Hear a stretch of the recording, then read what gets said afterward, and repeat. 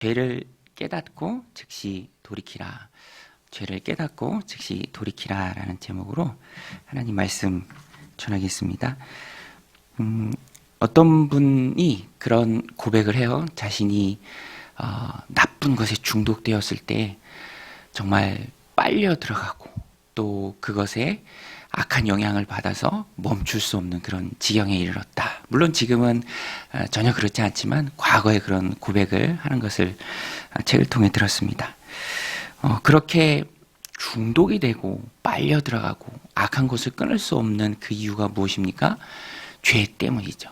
사실 하나님과 우리의 사이를 단절시킨 것, 또 우리를 멸망과 패망으로 계속해서 끌고 가려 하는 그 근본적인 원인이 바로 죄에 있습니다.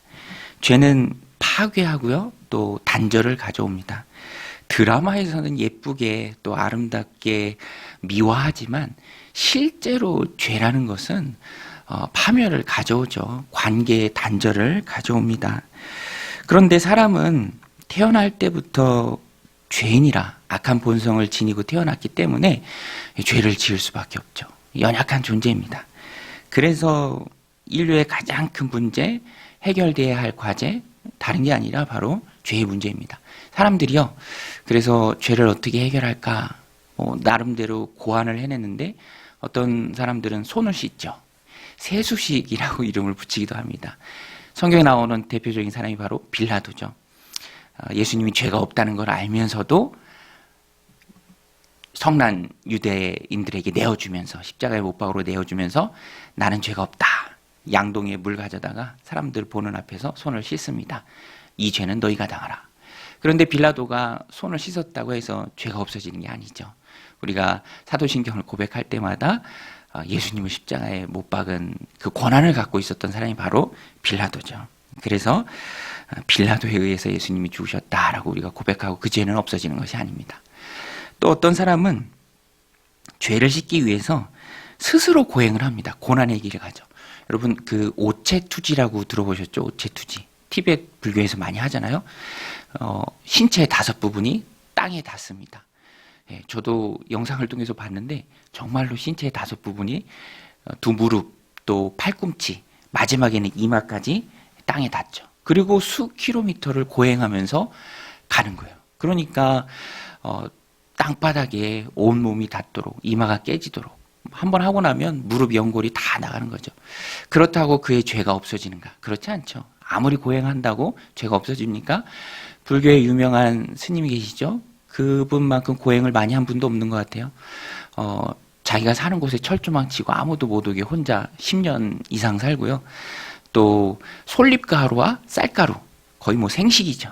가루만 먹고 한 8년 버티고 또 등을 땅에 대지 않는 기간이 오래였다고 해요. 몇 년간 눕지 않은 거죠. 그렇다고 그런 고행 때문에 그가 지었던 죄가 없어지는가? 그렇지 않죠. 그가 고백합니다. 마지막 세상을 떠날 때 정말 처절한 몸부림이 있었다라는 것입니다. 천주교에서는 죄를 씻기 위해서 고해성사라는 의식을 하죠. 자기가 지은 죄를 신부님한테 가서 쓱 가서 조용히 고백을 하는데 사람에게 그렇게 고백을 한다고 죄가 없어지는 것도 아닙니다. 종교개혁자 루터가요. 자신 안에 있는 그 죄 때문에 견딜 수 없는 심령으로 그것을 씻기 위해서 아주 조그만 죄라도 지을 때마다 달려가서 신부님께 고해성사를 하는데 내가 이런 죄를 지었습니다. 이런 죄를 지었습니다. 아침에 갔다 점심에 갔다 저녁에 갔다. 근데 신부가 하도 귀찮고 힘드니까 그랬다고 해요. 야, 한 대 모아서 와라. 너무 번거로우니까 모아서 와라.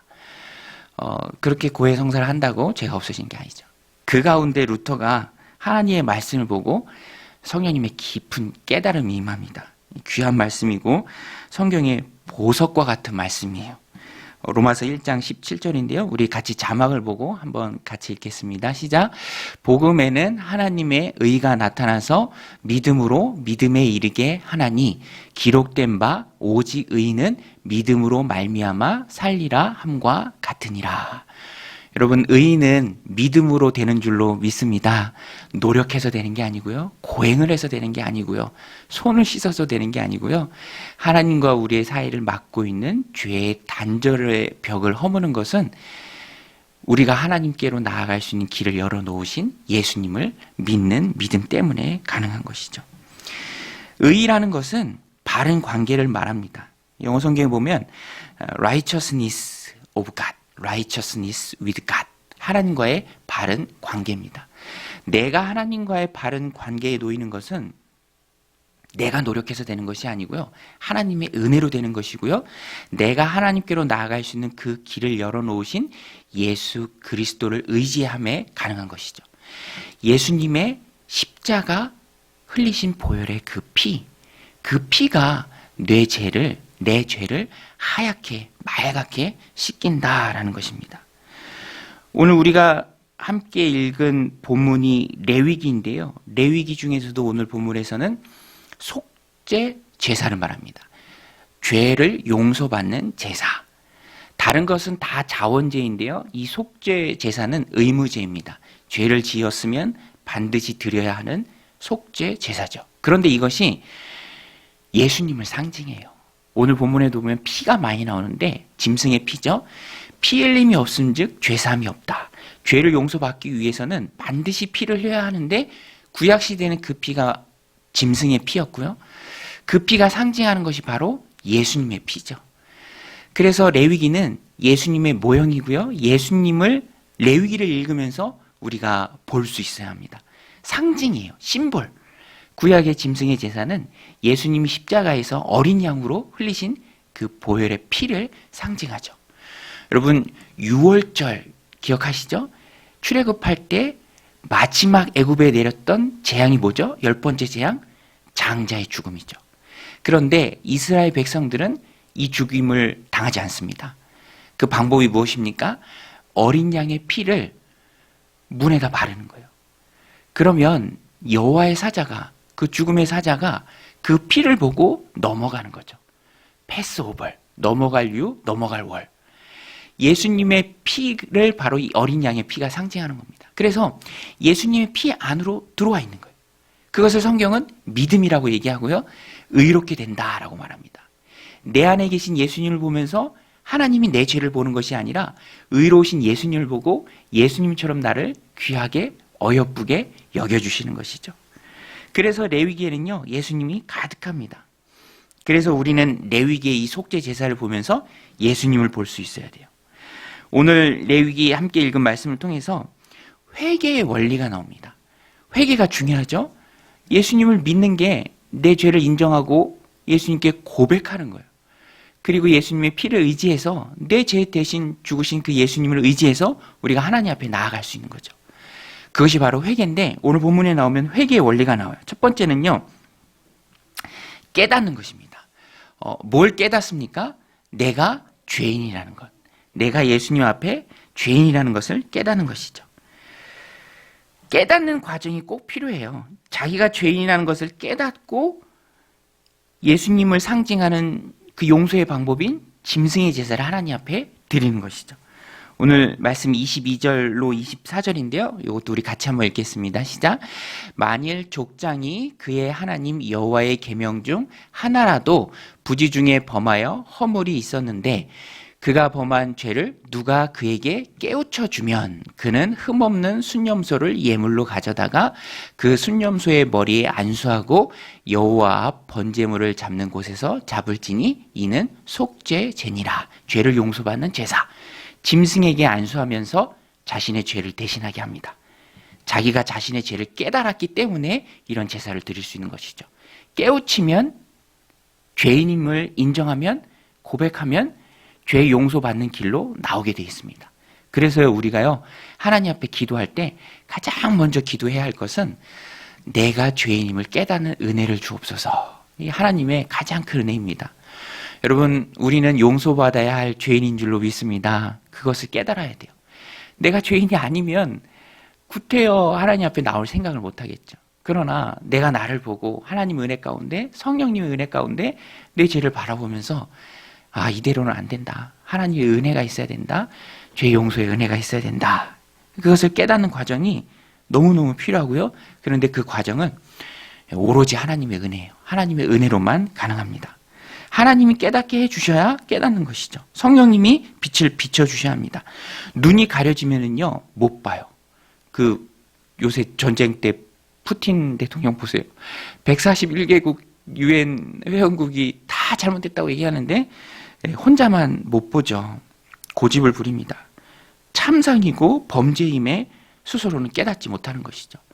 오늘 우리도 그렇습니다. 하나님의 깨닫게 하시는 은혜가 있을 때 회심의 과정 가운데 항상 회개가 동반되고 그 과정이 중요하다라는 것입니다.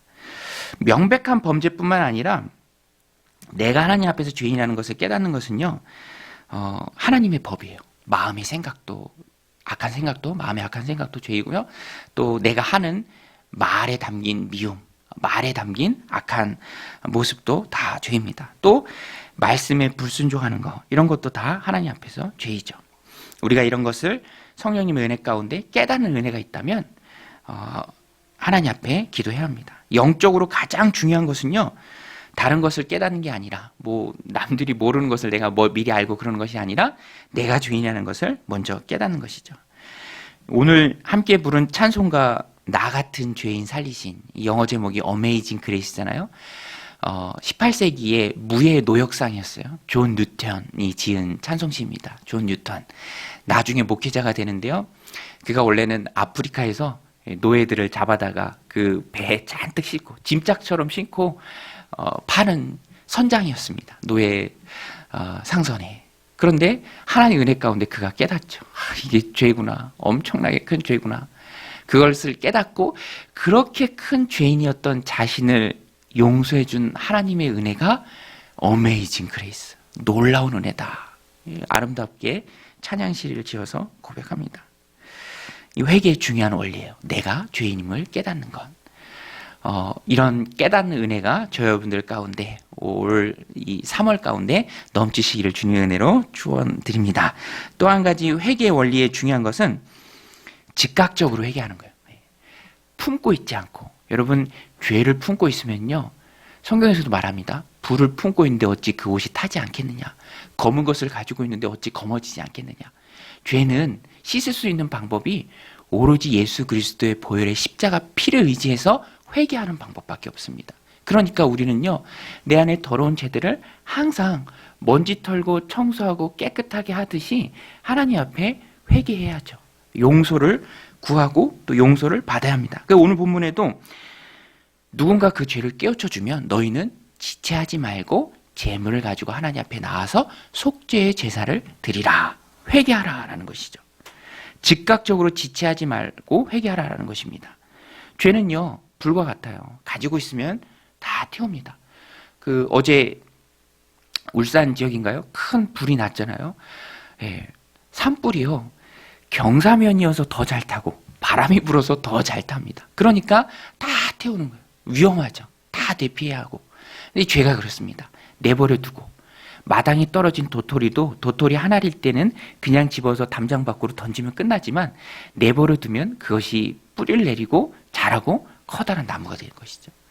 회개 원료에서 중요한 것은 깨닫게 하시는 성령님의 은혜가 있으면 즉각적으로 그것을 처리해야 되고 회개해야 되고 없애야 됩니다. 집어서 던져버려야 되죠. 가인이 그걸 못했어요. 죄가 내 문 앞에 누워 있는데 너는 그 죄를 다스려야 된다. 근데 다스리지 못하고 내버려 두니까 점점 커져서 미움이 되고 결국에는 가정 가운데 큰 어려움을 가져온다라는 것입니다. 죄를 안 지을 수는 없습니다. 연약하게 죄를 지을 수밖에 없는 우리죠. 그러나 그리스도인들은 깨달을 때 그것을 회개하고 용서를 구해야죠.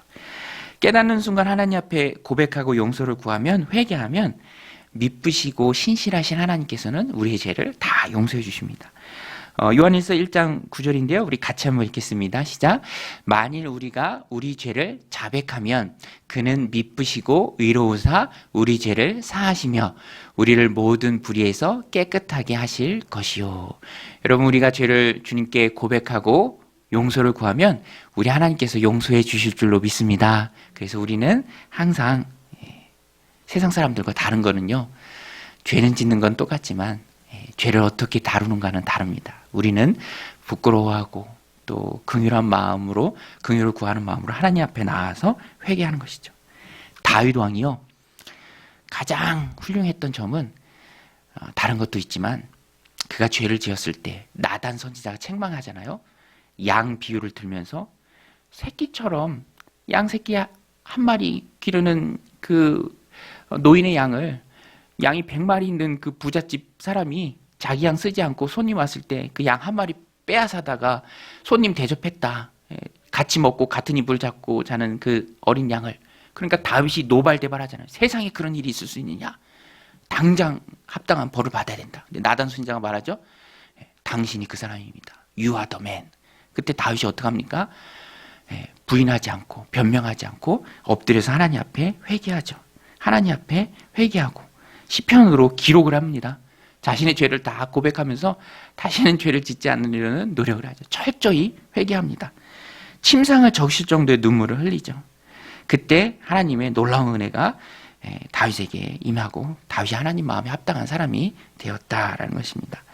오늘 우리에게 주신 이 레위기 말씀을 통해서 죄를 깨닫는 은혜, 또 깨달았으면 즉각적으로 하나님 앞에 회개하고 하나님 기뻐하시는 그런 삶을 살아가는 은혜가 저 여러분들 가운데 넘치시길 바랍니다. 특별히 회개를 통해서 죄 용서받고 하나님과의 의로운 관계가 열리고 관계 속에 살아가는 올해 3월 이 귀한 한 달이 되시기를 주님의 이름으로 간절히 축원드립니다. 우리 같이 말씀 붙들고 함께 기도할 때 우리 함께 기도하고요. 또 오늘 특별히 3월 새학년 새학기 시작되니까 우리 친구들 왔는데 요 앞에서 제가 안수 기도해 줄게요. 여기서 이제 방석 깔고 같이 기도하고 성도님들도 기도해 주시기 바랍니다. 우리 같이 기도할 때 하나님의 은혜가 충만한 3월 되게 하옵소서. 하나님의 말씀이 충만한 3월 되게 하옵소서. 성령으로 충만한 3월 되게 하시고 하나님 기뻐하시는 3월, 또 죄와 싸우고 죄를 멀리하고 또 죄를 지었을 때도 즉각적으로 깨닫고 하나님 앞에 나와서 회개하고 그 용서의 충만한 은혜를 드리는 어메이징 그레이스가 있는 이 3월 되게 하옵소서. 또 새학년 새학기에 우리 아이들이 이제 새학년을 시작하는데 좋은 친구들, 좋은 선생님, 또 좋은 인생 하나님 축복하시는 그 귀한 인생 살아가도록 주님 역사해 주옵소서. 우리 함께 기도하며 나아가겠습니다. 하나님 아버지, 오늘도 주님 우리에게 은혜 부어주시고 또 능력 부어주셔서 감사합니다. 오늘도 이 3월을 저희들이 기도로 시작합니다. 주님께서 큰 은혜 부어주시고